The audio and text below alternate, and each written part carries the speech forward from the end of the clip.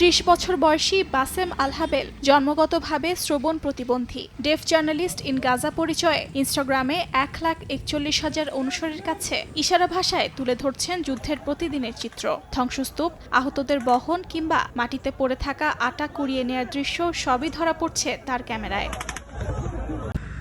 যুদ্ধ শুরুর পর বেইত লাহিয়া থেকে বাস্তুচ্যুত হয়ে গাজা সিটির এক তাঁবুতে পরিবারসহ বাস করেন বাসেম। দিনের বেলা ধারণ করা ভিডিও রাতে সম্পাদনা করে পোস্ট করেন সামাজিক যোগাযোগ মাধ্যমে, যাতে পৃথিবী জানতে পারে গাজার বধির জনগোষ্ঠীর জীবনের বাস্তবতা।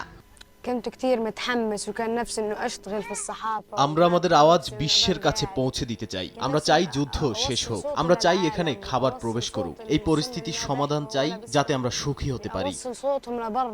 ৭৮ বছর বয়সী জর্ডান প্রবাসী ওদে ইউসুফ প্রতিদিন অনুসরণ করেন বাসেমের ভিডিও। তিনি বলেন, সব সংবাদই মুখে বলা হয়, যা তিনি বুঝতে পারেন না। তবে এই ইশারা ভাষা ব্যবহারকারী সাংবাদিকের বার্তা পুরোপুরি বুঝতে পারেন। অর্জিতা শেহজিন, সময় সংবাদ।